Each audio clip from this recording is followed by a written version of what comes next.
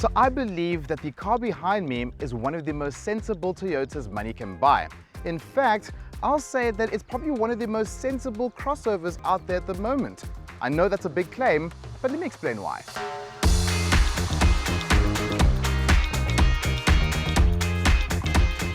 So the reason why we're starting this review on the inside of the Corolla Cross is because sensibility and practicality have a lot to do with one another. So if you're looking at a crossover, what's happening on the inside is very important. Now, if you've driven a modern day Corolla, you'll recognize this cabin. It's very similar and it works for it. I just like how Toyota has built this car with the sense that they're not trying too hard, but at the same time, they're not doing the old school boring thing that we kept on ragging Toyota about many years ago. All of that is now of the past and the future really looks good.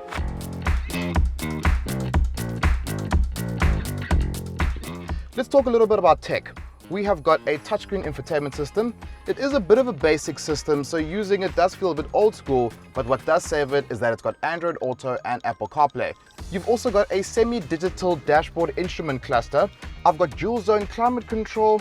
I've also got wireless charging, which is an optional extra, and I've even got adaptive cruise control. So from a day-to-day driving perspective, you are sorted with what you need in the Corolla Cross, especially this top of the range XR variant. But it's all good and well for me to be sorted as the driver. Let's see how our passengers are going to fare at the back.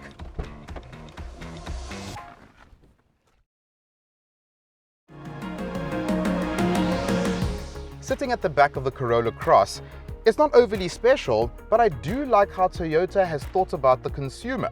For instance, you've got aircon vents here, you've also got 2 USB inputs, and that makes life very easy for your rear passengers. But the thing I like the most is this cup holder that is very easy to place right next to my hand. You do have very good legroom and headroom. And whilst we're here in this area, can we just take a moment to talk about this light switch that looks like it comes from a 1980s Cressida? I love Toyota.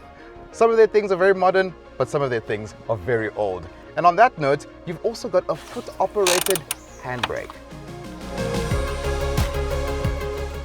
We complete our sensibility tour with the boot. Now looking at it, it's vast. 440 liters, more than enough space for most people. You've got some anchor points here. You can also put your seats down like this. So as you can see, when we fold the seats down in their 60-40 split, there is quite a big kink in the boot. But for most people, that's not going to bother you. You can still put things like a mountain bike in the back, but if you really want to put something large and you wanted something completely flat, shame. Now let's talk a little bit about styling. The rear of the Corolla Cross is probably my least favorite section of the vehicle, but that does not mean that it is not good looking. You've got these large tail lights that span across the boot section. You've also got these piano black, blue and chrome accents, which remind you that you do have a hybrid. The car's also fitted with 18-inch wheels for this spec, which I do think look very good. But up front is where the real action happens. I really do like how Toyota has gone a non-conservative approach with the design of this car. The grille is large, you've got these long sweeping LED lights, and overall it looks bold, it looks daring, and it looks quite un-Toyota-ish.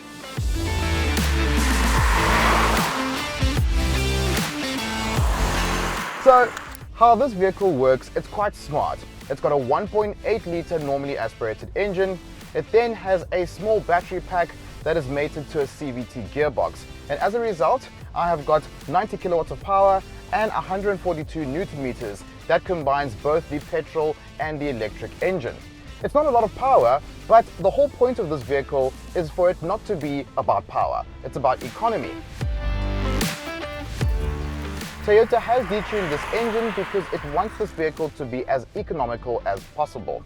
And for those of us out there who are worried about a 20 Rand per litre fuel price, it makes a lot of sense. For those of you who are hell-bent on having more power, there is a non-detuned version of this engine which doesn't have the hybrid technology, so you won't be saving as much fuel, but you'll have the power that you're looking for. Now, Toyota claims that this vehicle will do 4.3 liters per 100 kilometers as an average, and that is very good.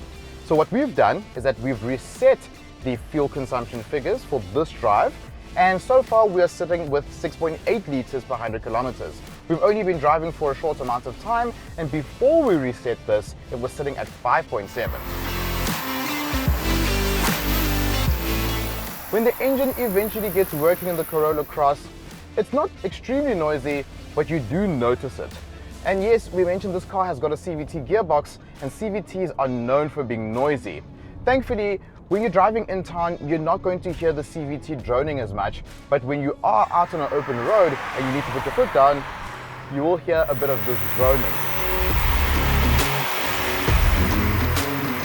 Let's talk about the last sensible thing about this Corolla Cross, which is pricing. The Corolla Cross starts at just under 350,000 Rand, which is very good, but for the cheapest hybrid in the range, it's going to cost you 414,000 Rand. Now, if you remember, on this show we have reviewed many alternative energy cars, but none of them have come in at this kind of pricing. All of them are very expensive for that matter. So the fact that you can get yourself a hybrid Toyota at 414,000 Rand with all the technology that this car offers, we honestly think that is outstanding.